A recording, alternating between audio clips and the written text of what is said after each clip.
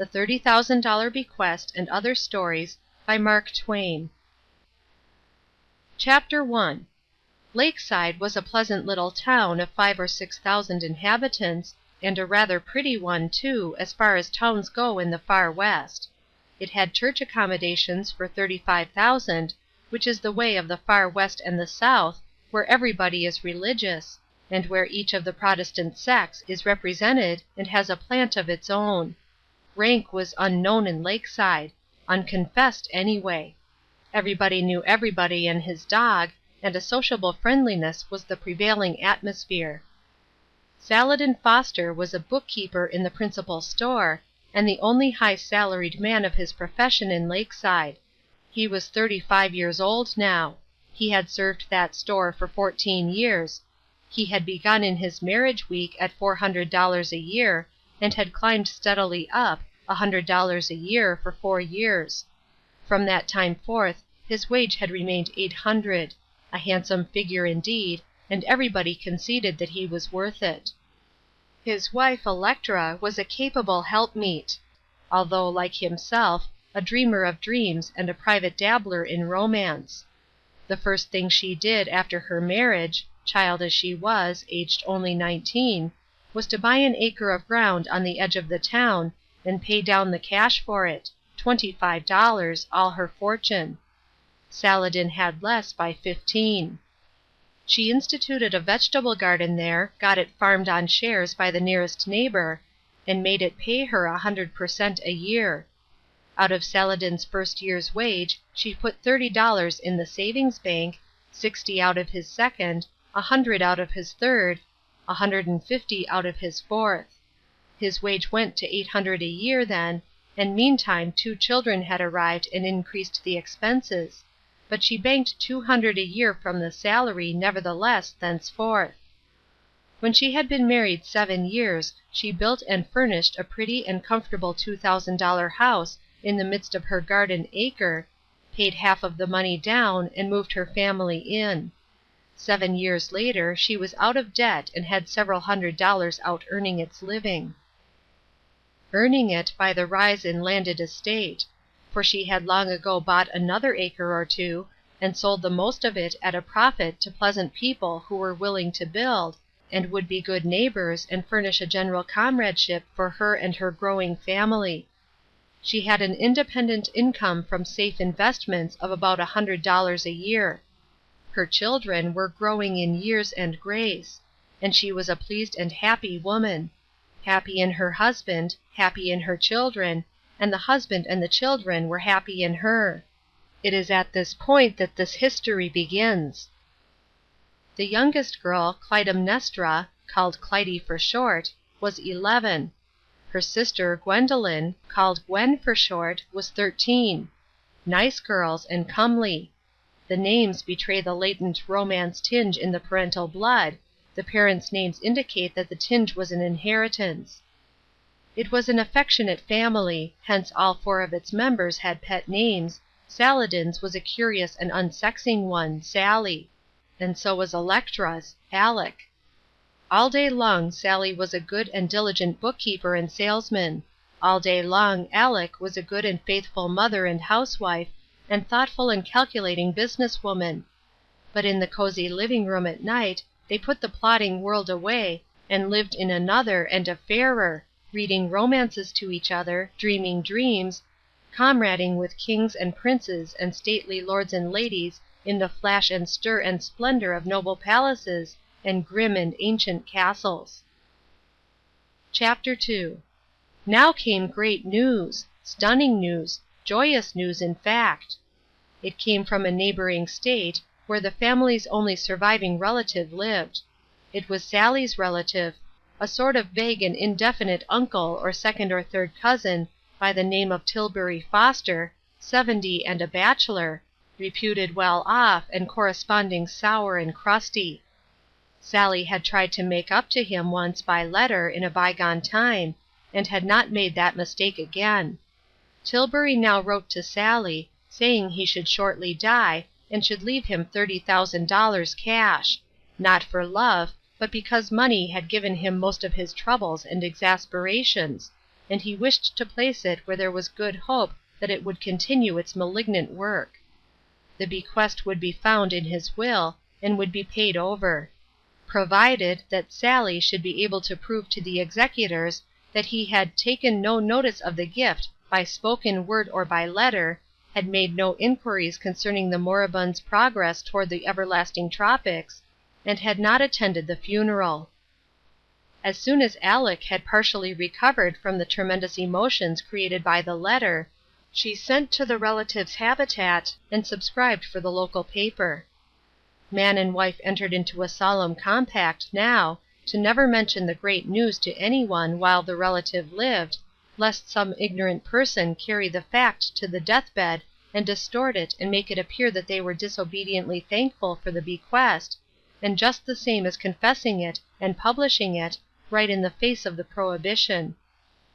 For the rest of the day Sally made havoc and confusion with his books, and Aleck could not keep her mind on her affairs, not even take up a flower-pot or book or a stick of wood without forgetting what she had intended to do with it, for both were dreaming.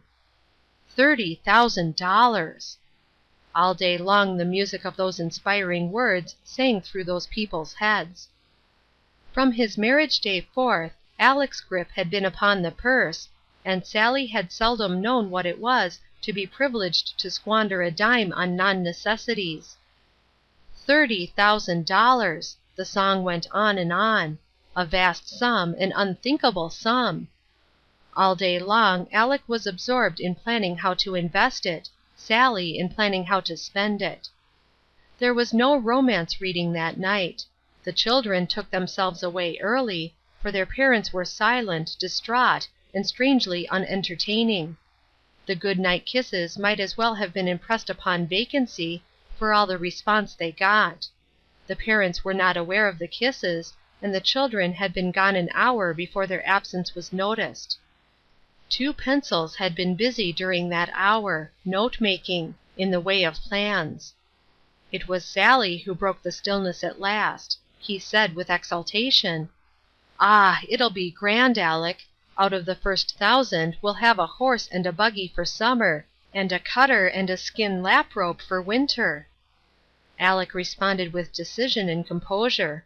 "Out of the capital? Nothing of the kind, not if it was $1,000,000. Sally was deeply disappointed. The glow went out of his face. "Oh, Aleck," he said reproachfully, "we've always worked so hard and been so scrimped, and now that we are rich it does seem—" He did not finish, for he saw her eye soften. His supplication had touched her. She said, with gentle persuasiveness, "We must not spend the capital, dear. It would not be wise. Out of the income from it—" "That will answer, Aleck. How dear and good you are. There will be a noble income, and if we can spend that—" "Not all of it, dear, not all of it, but you can spend a part of it. That is, a reasonable part. But the whole of the capital, every penny of it, must be put right to work and kept at it. You see the reasonableness of that, don't you?" "Why, yes, of course. But we'll have to wait so long. 6 months before the first interest falls due." "Yes, maybe longer." "Longer, Aleck? Why? Don't they pay half yearly?" "That kind of investment, yes. But I shan't invest in that way." "What way, then?" "For big returns." "Big, that's good. Go on, Aleck. What is it?" "Coal. The new mines. Cannel. I mean to put in 10,000. Ground floor. When we organize, we'll get 3 shares for 1. "By George, but it sounds good, Aleck. Then the shares will be worth—how much, and when?" "About a year. They'll pay 10% half yearly, and be worth 30,000. I know all about it. The advertisement is in the Cincinnati paper here." "Land, 30,000 for 10, in a year! Let's jam in the whole capital, and pull out 90. I'll write and subscribe right now. Tomorrow it may be too late."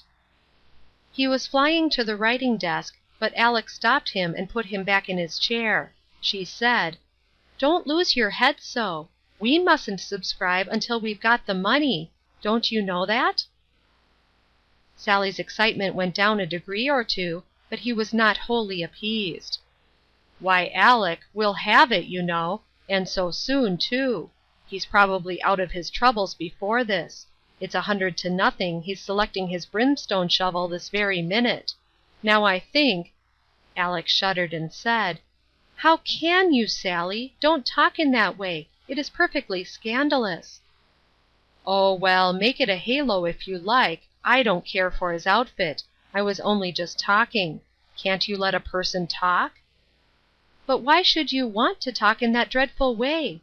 How would you like to have people talk so about you, and you not cold yet?" "Not likely to be for one while, I reckon, if my last act was giving away money for the sake of doing somebody a harm with it. But never mind about Tilbury, Aleck. Let's talk about something worldly. It does seem to me that that mine is a place for the whole 30. What's the objection?" "All the eggs in one basket, that's the objection." "All right, if you say so. What about the other 20? What do you mean to do with that?" "There is no hurry. I am going to look around before I do anything with it." "All right, if your mind's made up," sighed Sally. He was deep in thought a while, then he said, "There'll be 20,000 profit coming from the 10 a year from now. We can spend that, can we, Aleck?" Aleck shook her head. "No, dear," she said.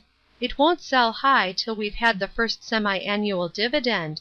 You can spend part of that." "Shucks, only that! And a whole year to wait!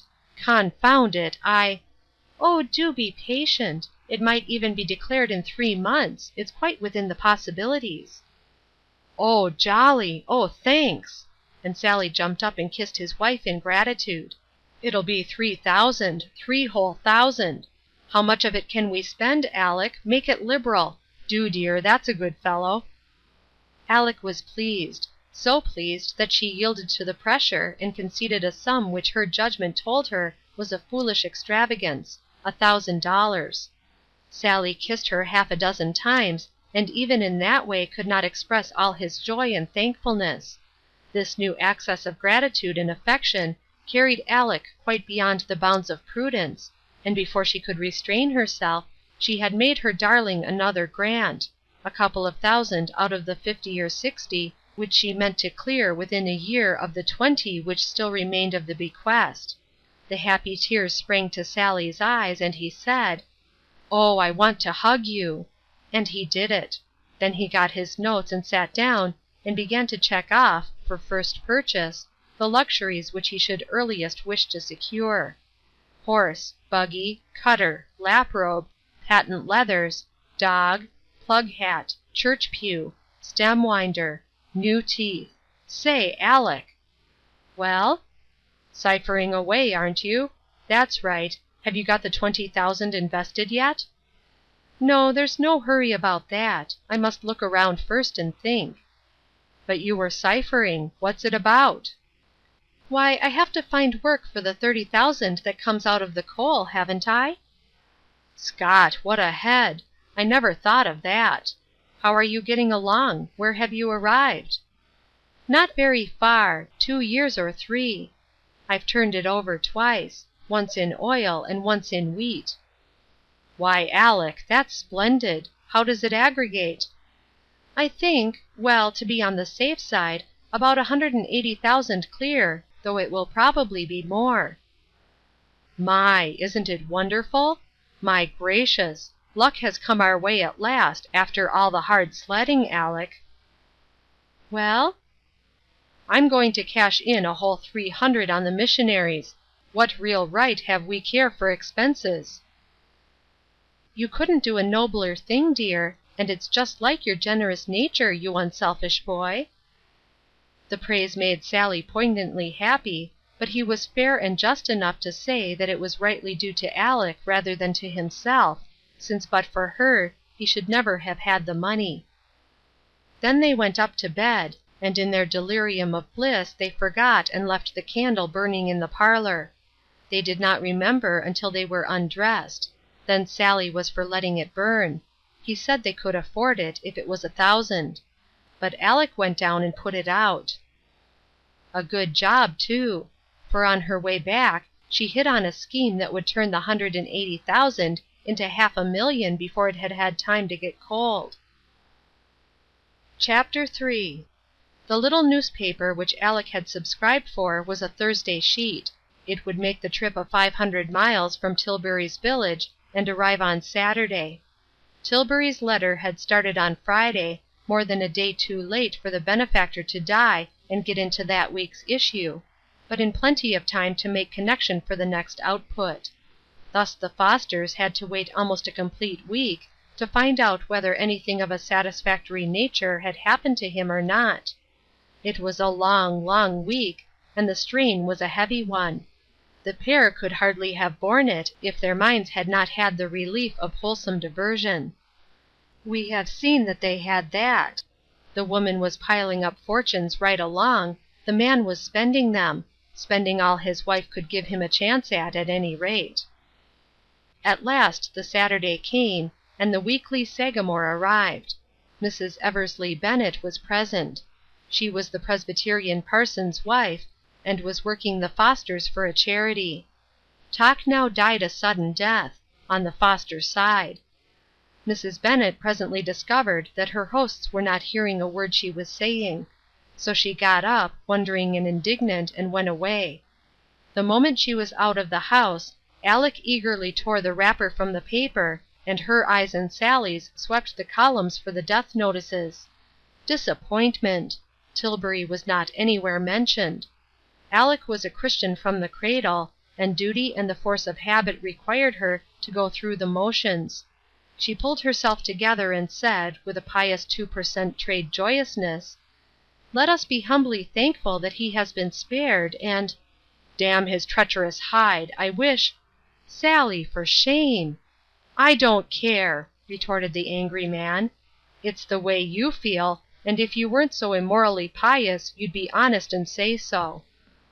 Aleck said, with wounded dignity, "I do not see how you can say such unkind and unjust things. There is no such thing as immoral piety." Sally felt a pang, but tried to conceal it under a shuffling attempt to save his case by changing the form of it, as if changing the form while retaining the juice could deceive the expert he was trying to placate. He said, "I didn't mean so bad as that, Aleck. I didn't really mean immoral piety. I only meant, conventional piety, you know. Shop piety. Why, you know what I mean. Aleck, where you put up that plated article and play it for solid, you know, without intending anything improper, but just out of trade habit, ancient policy, petrified custom, loyalty hang it, I can't find the right words, but you know what I mean, Aleck, and that there isn't any harm in it. I'll try again.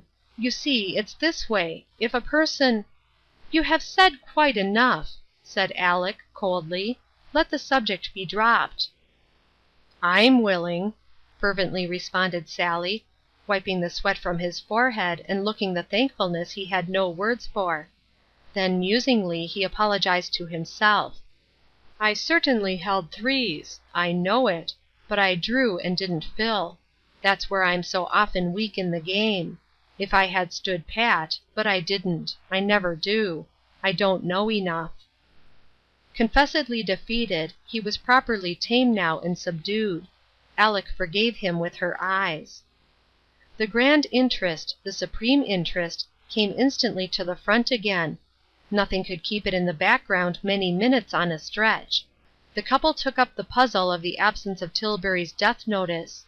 They discussed it every which way, more or less hopefully, but they had to finish where they began, and concede that the only really sane explanation of the absence of the notice must be, and without a doubt was, that Tilbury was not dead. There was something sad about it, something even a little unfair, maybe, but there it was, and had to be put up with.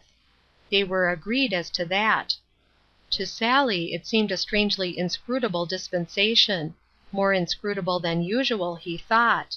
One of the most unnecessary inscrutable he could call to mind, in fact, and said so with some feeling. But if he was hoping to draw Aleck, he failed. She reserved her opinion, if she had one. She had not the habit of taking injudicious risks in any market, worldly or other. The pair must wait for next week's paper. Tilbury had evidently postponed. That was their thought and their decision. So they put the subject away and went about their affairs again with as good heart as they could. Now, if they had but known it, they had been wronging Tilbury all the time. Tilbury had kept faith, kept it to the letter. He was dead. He had died to schedule. He was dead more than 4 days now, and used to it. Entirely dead, perfectly dead, as dead as any other new person in the cemetery. Dead in abundant time to get into that week's Sagamore, too, and only shut out by an accident. An accident which could not happen to a metropolitan journal, but which happens easily to a poor little village rag like the Sagamore. On this occasion, just as the editorial page was being locked up, a gratis quart of strawberry ice water arrived from Hostetter's Ladies and Gents Ice Cream Parlors, and the stickful of rather chilly regret over Tilbury's translation got crowded out to make room for the editor's frantic gratitude. On its way to the standing galley Tilbury's notice got pied. Otherwise it would have gone into some future edition, for weekly Sagamores do not waste live matter, and in their galleys live matter is immortal, unless a pie accident intervenes. But a thing that gets pied is dead, and for such there is no resurrection. Its chance of seeing print is gone for ever and ever. And so, let Tilbury like it or not, let him rave in his grave to his fill, no matter. No mention of his death would ever see the light in the weekly Sagamore. Chapter 4. 5 weeks drifted tediously along. The Sagamore arrived regularly on the Saturdays, but never once contained a mention of Tilbury Foster. Sally's patience broke down at this point, and he said resentfully, "Damn his livers, he's immortal." Aleck gave him a very severe rebuke, and added with icy solemnity, "How would you feel if you were suddenly cut out just after such an awful remark had escaped out of you?"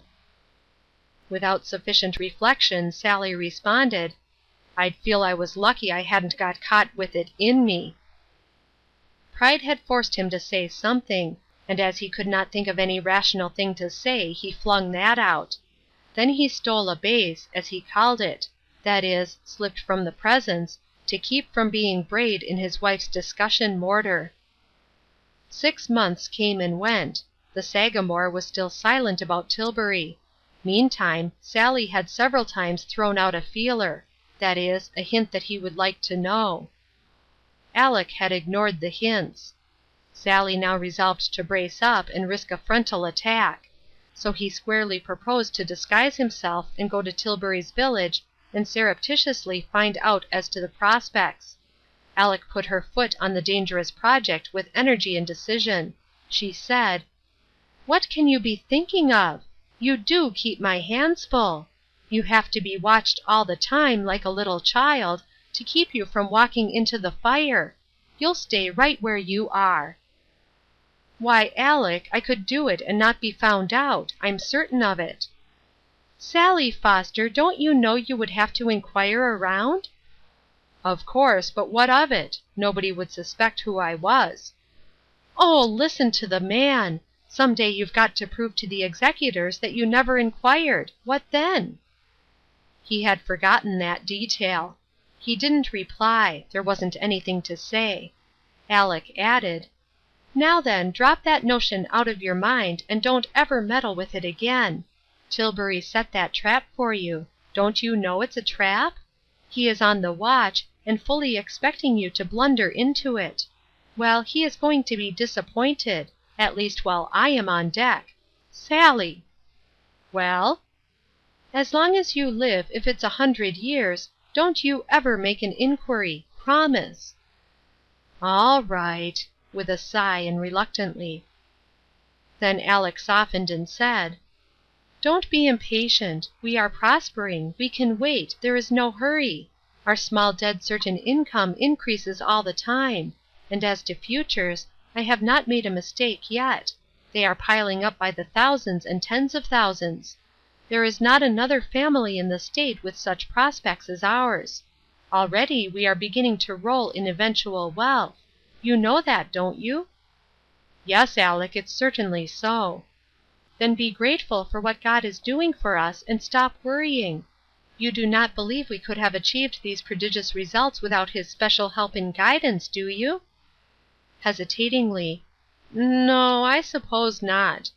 Then, with feeling and admiration, "And yet, when it comes to judiciousness in watering a stock or putting up a hand to skin Wall Street, I don't give in that you need any outside amateur help, if I do wish I—" "Oh, do shut up!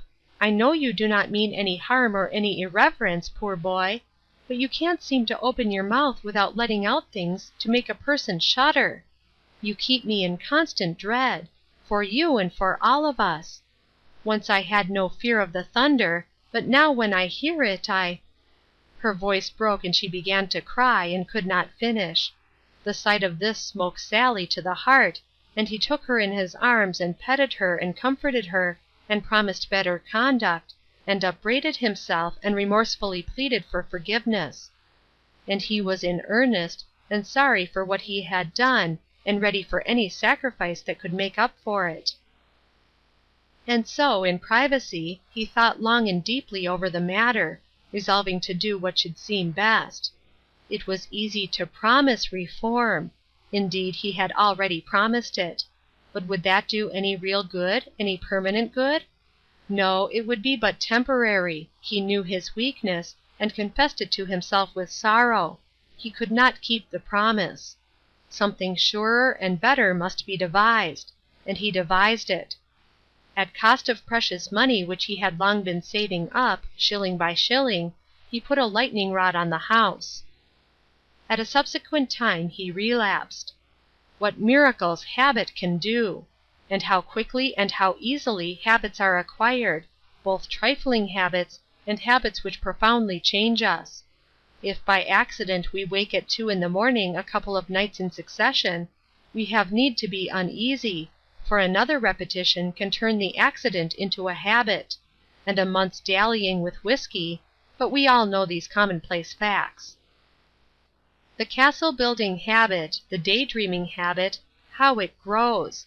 What a luxury it becomes!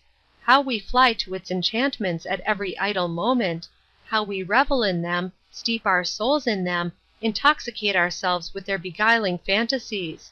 Oh, yes, and how soon and how easily our dream life and our material life become so intermingled and so fused together that we can't quite tell which is which any more. By and by Aleck subscribed to a Chicago daily and for the Wall Street Pointer. With a single eye to finance, she studied these as diligently all the week as she studied her Bible Sundays. Sally was lost in admiration to note with what swift and sure strides her genius and judgment developed and expanded in the forecasting and handling of the securities of both the material and spiritual markets. He was proud of her nerve and daring in exploiting worldly stocks, and just as proud of her conservative caution in working her spiritual deals.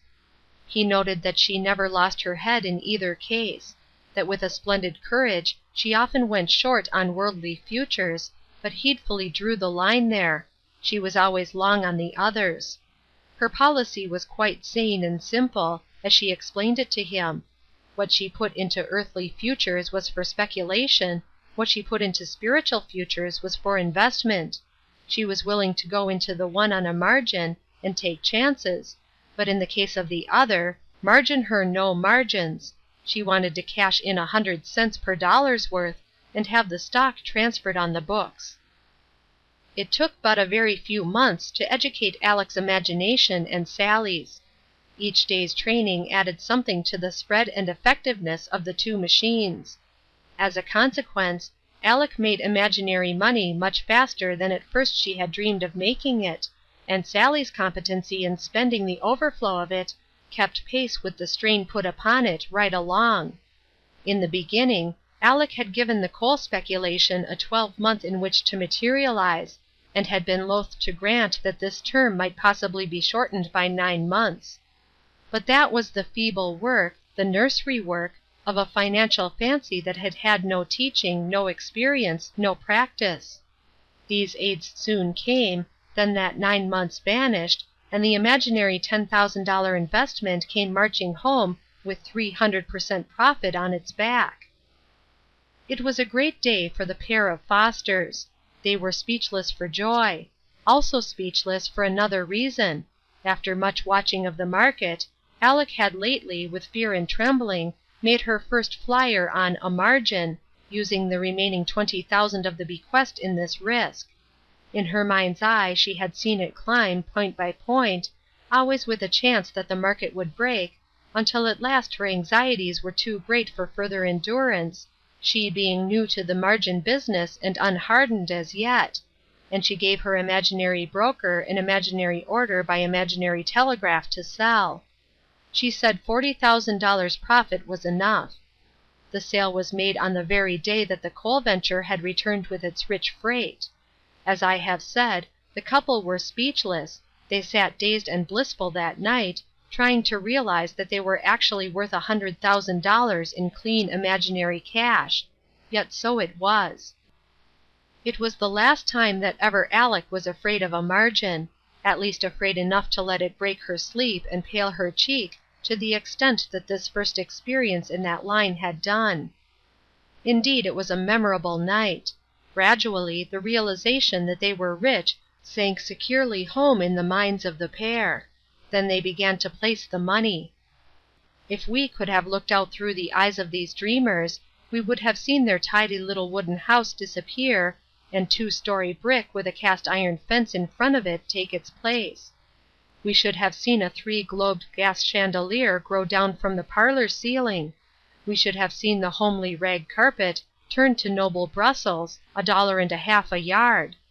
We should have seen the plebeian fireplace vanish away, and a recherche big base burner with isinglass windows take position and spread awe around. And we should have seen other things, too, among them the buggy, the lap-robe, the stovepipe hat, and so on. From that time forth, although the daughters and the neighbors saw only the same old wooden house there, it was a 2-story brick to Aleck and Sally, and not a night went by that Aleck did not worry about the imaginary gas bills, and get for all comfort Sally's reckless retort, "What of it? We can afford it." Before the couple went to bed, that first night that they were rich, they had decided that they must celebrate. They must give a party. That was the idea. But how to explain it to the daughters and the neighbors? They could not expose the fact that they were rich. Sally was willing, even anxious, to do it, but Aleck kept her head and would not allow it. She said that although the money was as good as in, it would be as well to wait until it was actually in. On that policy she took her stand and would not budge. The great secret must be kept, she said, kept from the daughters and everybody else. The pair were puzzled. They must celebrate, they were determined to celebrate, but since the secret must be kept, what could they celebrate? No birthdays were due for 3 months. Tilbury wasn't available, evidently he was going to live forever. What the nation could they celebrate? That was Sally's way of putting it, and he was getting impatient too and harassed. But at last he hit it, just by sheer inspiration as it seemed to him, and all their troubles were gone in a moment. They would celebrate the discovery of America. A splendid idea! Aleck was almost too proud of Sally for words. She said she never would have thought of it. But Sally, although he was bursting with delight in the compliment and with wonder at himself, tried not to let on, and said it wasn't really anything, anybody could have done it. Whereat Aleck, with a prideful toss of her happy head, said, "Oh, certainly, anybody could. Oh, anybody. Hosanna Dilkins, for instance. Or maybe Adelbert Peanut. Oh, dear, yes. Well, I'd like to see them try it, that's all. Dear me suz, if they could think of the discovery of a 40-acre island, it's more than I believe they could. And as for the whole continent, why, Sally Foster, you know perfectly well it would strain the livers and lights out of them, and then they couldn't." The dear woman, she knew he had talent.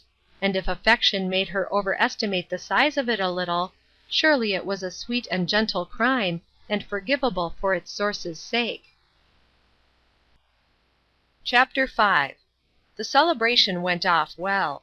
The friends were all present, both the young and the old. Among the young were Flossy and Gracie Peanut and their brother Adelbert, who was a rising young journeyman tinner, also Hosanna Dilkins, Jr., journeyman plasterer, just out of his apprenticeship. For many months Adelbert and Hosanna had been showing interest in Gwendolen and Clytemnestra Foster, and the parents of the girls had noticed this with private satisfaction. But they suddenly realized now that that feeling had passed. They recognized that the changed financial conditions had raised up a social bar between their daughters and the young mechanics. The daughters could now look higher, and must. Yes, must. They need marry nothing below the grade of lawyer or merchant. Papa and Mama would take care of this. There must be no misalliances. However, these thinkings and projects of theirs were private, and did not show on the surface, and therefore threw no shadow upon the celebration. What showed upon the surface was a serene and lofty contentment, and a dignity of carriage and gravity of deportment, which compelled the admiration and likewise the wonder of the company. All noticed it, and all commented upon it, but none was able to divine the secret of it. It was a marvel and a mystery. 3 several persons remarked, without suspecting what clever shots they were making, "It's as if they'd come into property." That was just it, indeed. Most mothers would have taken hold of the matrimonial matter in the old regulation way. They would have given the girls a talking to, of a solemn sort and untactful, a lecture calculated to defeat its own purpose by producing tears and secret rebellion. And the said mothers would have further damaged the business by requesting the young mechanics to discontinue their attentions. But this mother was different. She was practical. She said nothing to any of the young people concerned, nor to any one else except Sally. He listened to her and understood and admired. He said: "I get the idea. Instead of finding fault with the samples on view, thus hurting feelings and obstructing trade without occasion, you merely offer a higher class of goods for the money, and leave nature to take her course. It's wisdom, Aleck, solid wisdom, and sound as a nut. Who's your fish? Have you nominated him yet?" No, she hadn't. They must look the market over, which they did. To start with, they considered and discussed Brandish, rising young lawyer, and Fulton, rising young dentist. Sally must invite them to dinner, but not right away. There was no hurry, Aleck said. Keep an eye on the pair, and wait. Nothing would be lost by going slowly in so important a matter. It turned out that this was wisdom too, for inside of 3 weeks Aleck made a wonderful strike which swelled her imaginary 100,000 to 400,000 of the same quality. She and Sally were in the clouds that evening. For the first time they introduced champagne at dinner. Not real champagne, but plenty real enough for the amount of imagination expended on it. It was Sally that did it, and Aleck weakly submitted. At bottom both were troubled and ashamed, for he was a high-up son of temperance, and at funerals wore an apron which no dog could look upon and retain his reason and his opinion. And she was a W.C.T.U., with all that implies of boiler iron virtue and unendurable holiness. But there it was. The pride of riches was beginning its disintegrating work. They had lived to prove, once more, a sad truth which had been proven many times before in the world, that whereas principle is a great and noble protection against showy and degrading vanities and vices, poverty is worth 6 of it. More than $400,000 to the good. They took up the matrimonial matter again. Neither the dentist nor the lawyer was mentioned. There was no occasion. They were out of the running. Disqualified. They discussed the son of the pork packer and the son of the village banker. But finally, as in the previous case, they concluded to wait and think, and go cautiously and sure. Luck came their way again. Aleck, ever watchful, saw a great and risky chance, and took a daring flyer. A time of trembling, of doubt, of awful uneasiness followed, for non-success meant absolute ruin and nothing short of it. Then came the result, and Aleck, faint with joy, could hardly control her voice when she said: "The suspense is over, Sally, and we are worth a cold $1,000,000. Sally wept for gratitude and said: "Oh, Electra, jewel of women, darling of my heart, we are free at last, we roll in wealth, we need never scrimp again. It's a case for Veuve Clicquot." And he got out a pint of spruce beer and made sacrifice, he saying, "Damn the expense," and she rebuking him gently with reproachful but humid and happy eyes. They shelved the pork-packer's son and the banker's son, and sat down to consider the governor's son and the son of the congressman. Chapter 6. It were a weariness to follow in detail the leaps and bounds the Foster fictitious finances took from this time forth. It was marvelous, it was dizzying, it was dazzling. Everything Aleck touched turned to fairy gold, and heaped itself glittering toward the firmament. Millions upon millions poured in, and still the mighty stream flowed thundering along, still its vast volume increased. 5 millions, 10 millions, 20, 30, was there never to be an end? 2 years swept by in a splendid delirium, the intoxicated Fosters scarcely noticing the flight of time. They were now worth $300,000,000. They were in every board of directors of every prodigious combine in the country. And still as time drifted along, the millions went on piling up, 5 at a time, 10 at a time, as fast as they could tally them off almost. The 300 double itself, then doubled again, and yet once more. 2,400 millions! The business was getting a little confused. It was necessary to take an account of stock and straighten it out. The Fosters knew it, they felt it, they realized that it was imperative. But they also knew that to do it properly and perfectly, the task must be carried to a finish without a break when once it was begun. A 10 hours' job. And where could they find 10 leisure hours in a bunch? Sally was selling pins and sugar and calico all day and every day. Aleck was cooking and washing dishes and sweeping and making beds all day and every day, with none to help, for the daughters were being saved up for high society. The Fosters knew there was one way to get the 10 hours, and only one. Both were ashamed to name it, each waited for the other to do it. Finally Sally said: "Somebody's got to give in. It's up to me. Consider that I've named it. Never mind pronouncing it out loud." Aleck colored, but was grateful. Without further remark, they fell and broke the Sabbath. For that was their only free 10-hour stretch. It was but another step in the downward path. Others would follow. Vast wealth has temptations which fatally and surely undermine the moral structure of persons not habituated to its possession. They pulled down the shades and broke the Sabbath. With hard and patient labor they overhauled their holdings and listed them. And a long-drawn procession of formidable names it was, starting with the railway systems, steamer lines, Standard Oil, ocean cables, diluted telegraph and all the rest, and winding up with Klondike, De Beers, Tammany Graft, and shady privileges in the post office department. 2,400 millions, and all safely planted in good things, gilt-edged and interest-bearing. Income $120 million a year. Aleck fetched a long purr of soft delight and said: "Is it enough?" "It is, Aleck." "What shall we do?" "Stand pat." "Retire from business?" "That's it." "I am agreed. The good work is finished. We will take a long rest and enjoy the money." "Good. Aleck." "Yes, dear?"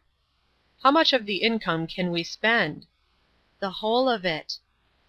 It seemed to her husband that a ton of chains fell from his limbs. He did not say a word. He was happy beyond the power of speech. After that they broke the Sabbaths right along as fast as they turned up. It is the first wrong step that counts. Every Sunday they put in the whole day after morning service on inventions. inventions of ways to spend the money. They got to continuing this delicious dissipation until past midnight, and at every seance Aleck lavished millions upon great charities and religious enterprises, and Sally lavished like sums upon matters to which, at first, he gave definite names. Only at first. Later the names gradually lost sharpness of outline, and eventually faded into sundries, thus becoming entirely, but safely, undescriptive. For Sally was crumbling. The placing of these millions added seriously and most uncomfortably to the family expenses, in tallow candles. For a while Aleck was worried, then after a little she ceased to worry, for the occasion of it was gone. She was pained, she was grieved, she was ashamed, but she said nothing, and so became an accessory. Sally was taking candles, he was robbing the store. It is ever thus. Vast wealth, to the person unaccustomed to it, is a bane. It eats into the flesh and bone of his morals. When the Fosters were poor, they could have been trusted with untold candles. But now but let us not dwell upon it. From candles to apples is but a step. Sally got to taking apples, then soap, then maple sugar, then canned goods, then crockery. How easy it is to go from bad to worse when once one has started upon a downward course.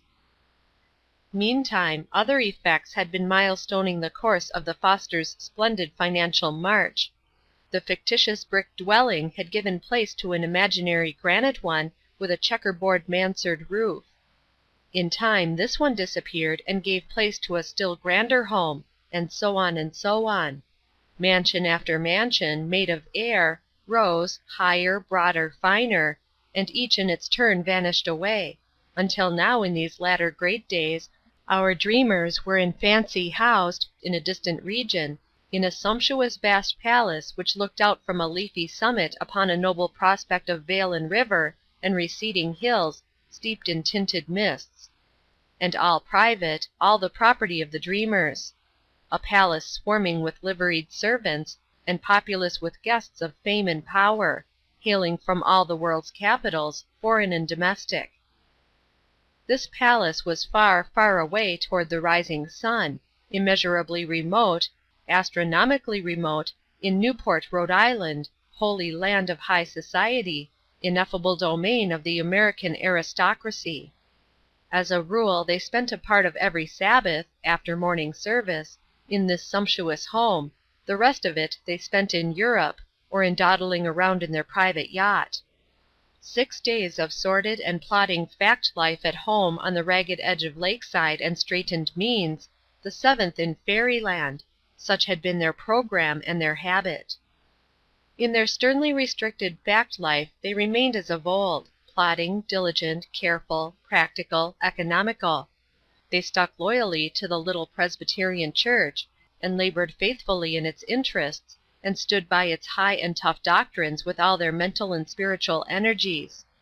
But in their dream life they obeyed the invitations of their fancies, whatever they might be, and howsoever the fancies might change. Aleck's fancies were not very capricious and not frequent, but Sally's scattered a good deal. Aleck in her dream life went over to the Episcopal camp on account of its large official titles. Next she became High Church on account of the candles and shows, and next she naturally changed to Rome, where there were cardinals and more candles. But these excursions were a nothing to Sally's. His dream life was a glowing and continuous and persistent excitement, and he kept every part of it fresh and sparkling by frequent changes, the religious part along with the rest. He worked his religions hard, and changed them with his shirt. The liberal spendings of the Fosters upon their fancies began early in their prosperities, and grew in prodigality step by step with their advancing fortunes. In time they became truly enormous. Aleck built a university or two per Sunday, also a hospital or two, also a Rowton hotel or so, also a batch of churches, now and then a cathedral, and once, with untimely and ill-chosen playfulness, Sally said, "It was a cold day when she didn't ship a cargo of missionaries to persuade unreflecting Chinamen to trade off 24-karat Confucianism for counterfeit Christianity. This rude and unfeeling language hurt Aleck to the heart, and she went from the presence crying. That spectacle went to his own heart, and in his pain and shame he would have given worlds to have those unkind words back. She had uttered no syllable of reproach, and that cut him. Not one suggestion that he look at his own record, and she could have made, oh, so many, and such blistering ones. Her generous silence brought a swift revenge, for it turned his thoughts upon himself, it summoned before him a spectral procession, a moving vision of his life as he had been leading it these past few years of limitless prosperity, and as he sat there reviewing it, his cheeks burned and his soul was steeped in humiliation. Look at her life, how fair it was, and tending ever upward, and look at his own, how frivolous, how charged with mean vanities, how selfish, how empty, how ignoble, and its trend, never upward, but downward, ever downward. He instituted comparisons between her record and his own. He had found fault with her, so he mused, he! And what could he say for himself? When she built her first church, what was he doing? Gathering other base multimillionaires into a poker club, defiling his own palace with it, losing hundreds of thousands to it at every sitting, and sillily vain of the admiring notoriety it made for him. When she was building her first university, what was he doing? Polluting himself with a gay and dissipated secret life in the company of other fast bloods, multimillionaires in money and paupers in character. When she was building her first foundling asylum, what was he doing? Alas! When she was projecting her noble society for the purifying of the sex, what was he doing? Ah, what indeed! When she and the W.C.T.U., and the woman with the hatchet, moving with resistless march, were sweeping the fatal bottle from the land, what was he doing? Getting drunk 3 times a day. When she, builder of 100 cathedrals, was being gratefully welcomed and blessed in papal Rome, and decorated with the golden rose which she had so honorably earned, what was he doing? Breaking the bank at Monte Carlo. He stopped. He could go no farther. He could not bear the rest. He rose up with a great resolution upon his lips. This secret life should be revealing and confessed. No longer would he live it clandestinely, he would go and tell her all. And that was what he did. He told her all, and wept upon her bosom, wept and moaned and begged for her forgiveness. It was a profound shock, and she staggered under the blow, but he was her own, the core of her heart, the blessing of her eyes, her all in all, she could deny him nothing, and she forgave him. She felt that he could never again be quite to her what he had been before. She knew that he could only repent, and not reform. Yet all morally defaced and decayed as he was he not her own, her very own, the idol of her deathless worship? She said she was his serf, his slave, and she opened her yearning heart and took him in. Chapter 7. One Sunday afternoon, some time after this, they were sailing the summer seas in their dream yacht, and reclining in lazy luxury under the awning of the after deck. There was silence, for each was busy with his own thoughts. These seasons of silence had insensibly been growing more and more frequent of late. The old nearness and cordiality were waning. Sally's terrible revelation had done its work. Aleck had tried hard to drive the memory of it out of her mind, but it would not go, and the shame and bitterness of it were poisoning her gracious dream life. She could see now, on Sundays, that her husband was becoming a bloated and repulsive thing.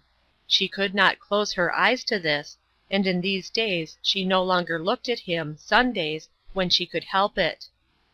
But was she herself without blemish? Alas, she knew she was not. She was keeping a secret from him, she was acting dishonorably toward him, and many a pang it was costing her. She was breaking the compact and concealing it from him. Under strong temptation, she had gone into business again. She had risked their whole fortune in a purchase of all the railway systems, and coal and steel companies in the country on a margin, and she was now trembling, every Sabbath hour, lest through some chance word of hers he find it out. In her misery and remorse for this treachery, she could not keep her heart from going out to him in pity.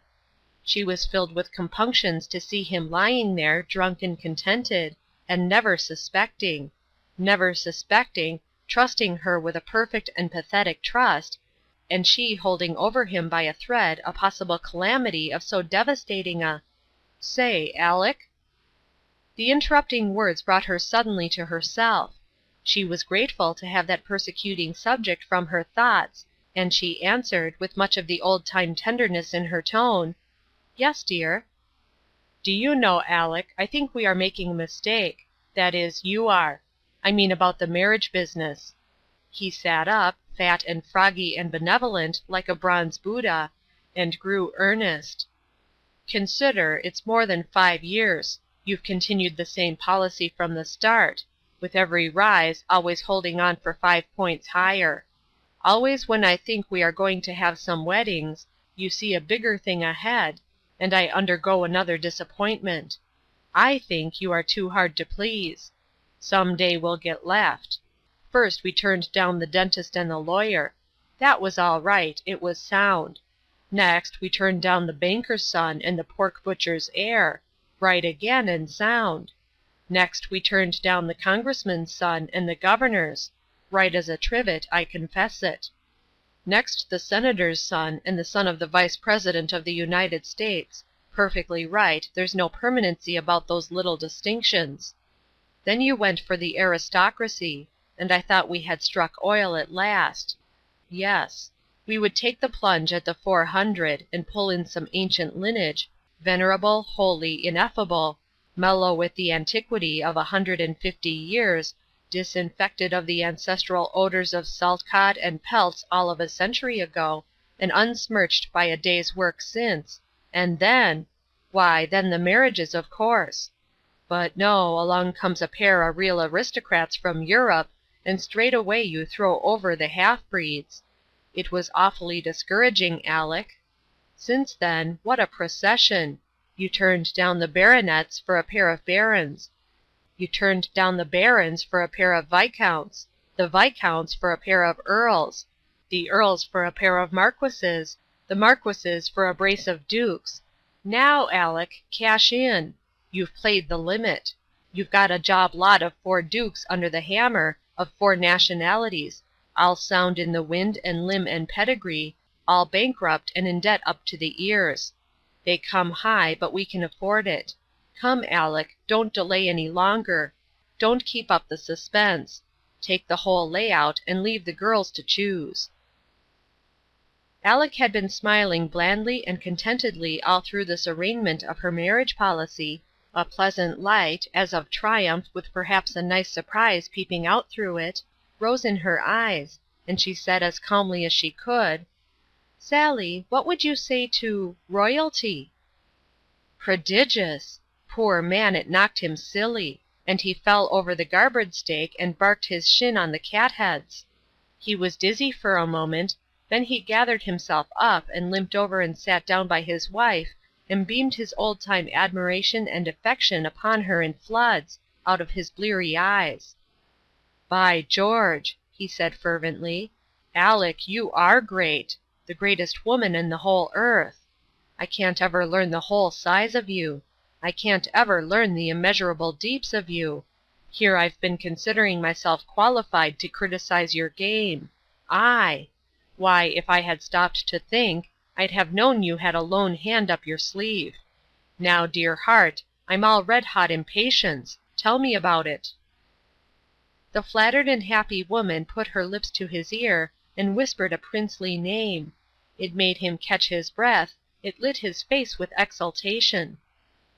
"Land," he said, "it's a stunning catch. He's got a gambling hall and a graveyard and a bishop and a cathedral, all his very own, and all gilt-edged 500% stock, every detail of it.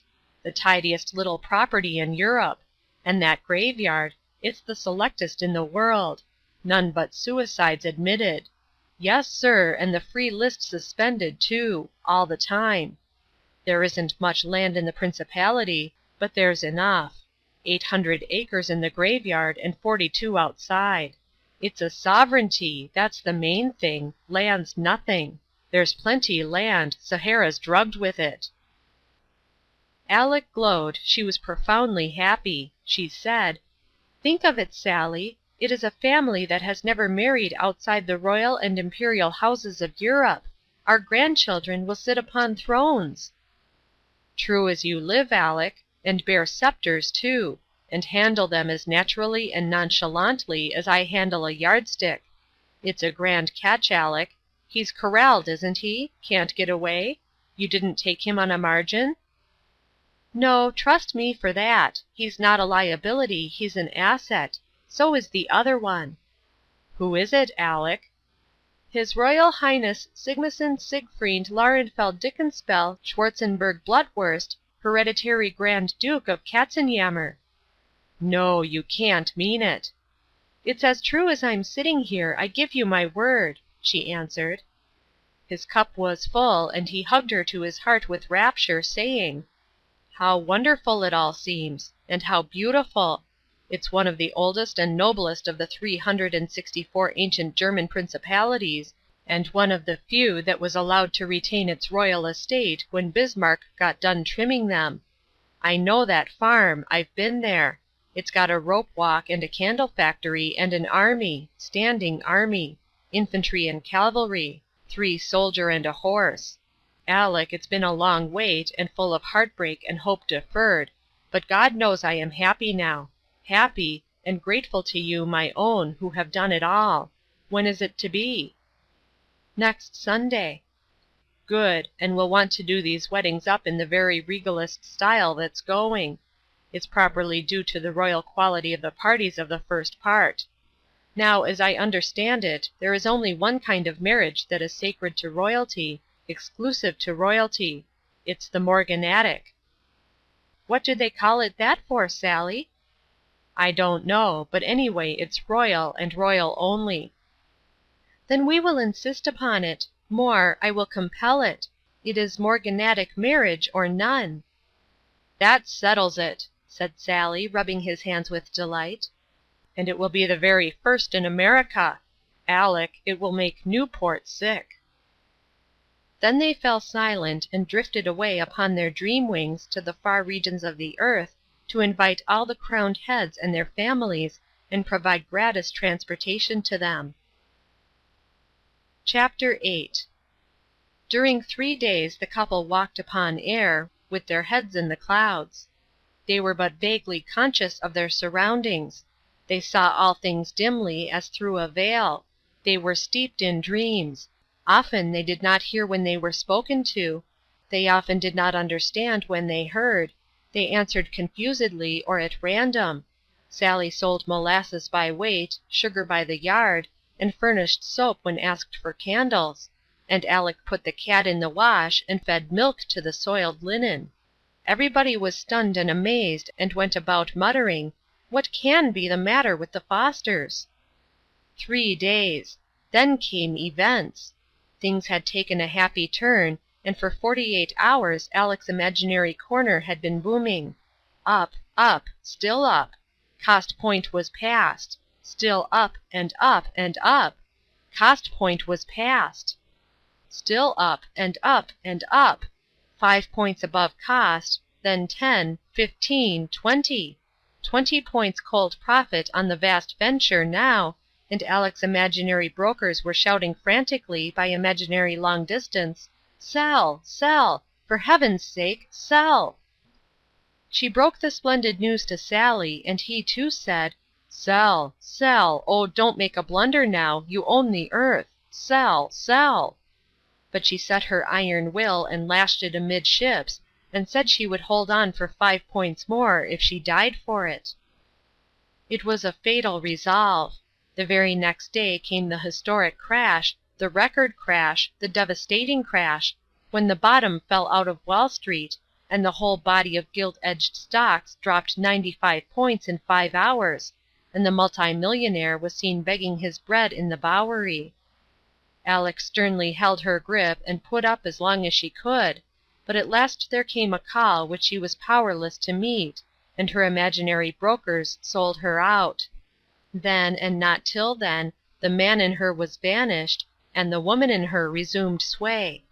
She put her arms about her husband's neck and wept, saying, "I am to blame. Do not forgive me. I cannot bear it. We are paupers. Paupers, and I am so miserable. The weddings will never come off. All that is past. We could not even buy the dentist now." A bitter reproach was on Sally's tongue. "I begged you to sell, but you—" He did not say it. He had not the heart to add a hurt to that broken and repentant spirit. A nobler thought came to him, and he said, "Bear up, my Aleck, all is not lost. You really never invested a penny of my uncle's bequest, but only its unmaterialized future.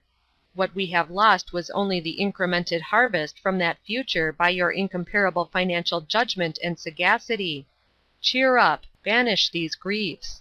We still have the 30,000 untouched, and with the experience which you have acquired, think of what you will be able to do with it in a couple years.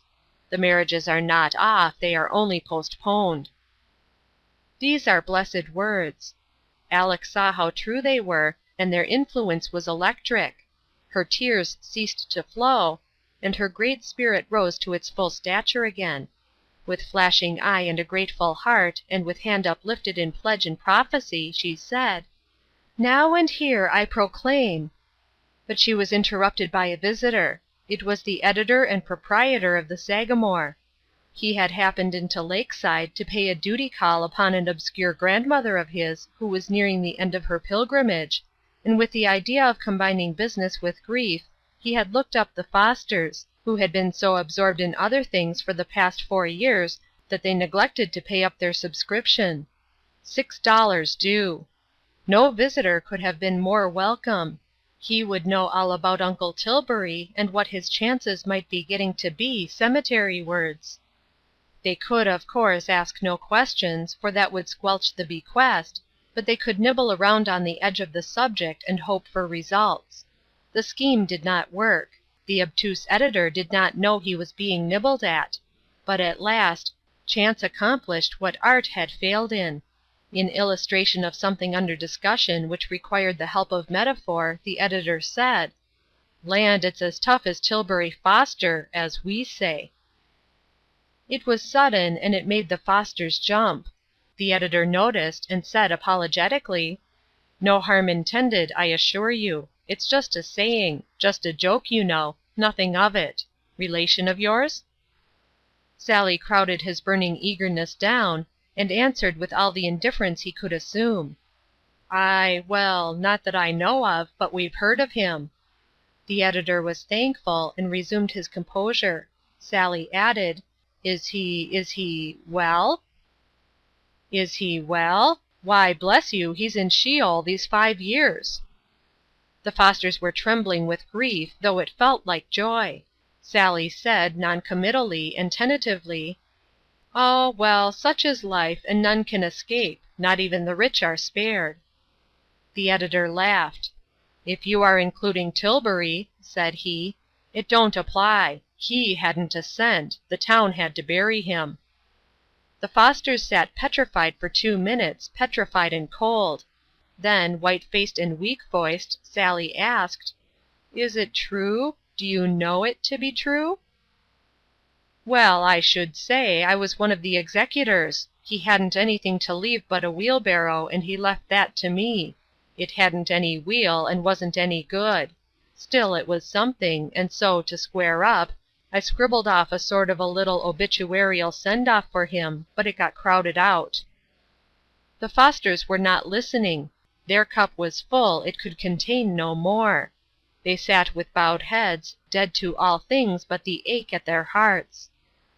An hour later. Still they sat there, bowed, motionless, silent, the visitor long ago gone, they unaware. Then they stirred, and lifted their heads wearily, and gazed at each other wistfully, dreamily, dazed. Then presently began to twaddle to each other in a wandering and childish way. At intervals they lapsed into silences, leaving a sentence unfinished, seemingly either unaware of it or losing their way. Sometimes, when they woke out of these silences, they had a dim and transient consciousness that something had happened to their minds. Then with a dumb and yearning solicitude they would softly caress each other's hands in mutual compassion and support, as if they would say, "I am near you, I will not forsake you, we will bear it together. Somewhere there is a release and forgetfulness, somewhere there is a grave and peace. Be patient, it will not be long." They lived yet 2 years, in mental night, always brooding, steeped in vague regrets and melancholy dreams, never speaking. Then release came to both on the same day. Toward the end, the darkness lifted from Sally's ruined mind for a moment, and he said, "Vast wealth, acquired by sudden and unwholesome means, is a snare. It did us no good, transient were its feverish pleasures. Yet for its sake we threw away our sweet and simple and happy life. Let others take warning by us." He lay silent awhile, with closed eyes. Then as the chill of death crept upward toward his heart, and consciousness was fading from his brain, he muttered, "Money had brought him misery, and he took his revenge upon us, who had done him no harm. He had his desire. With base and cunning calculation, he left us but 30,000, knowing we would try to increase it and ruin our life and break our hearts. Without added expense he could have left us far above desire of increase, far above the temptation to speculate, and a kinder soul would have done it, but in him was no generous spirit, no pity, no— End of The $30,000 Bequest, Part 2.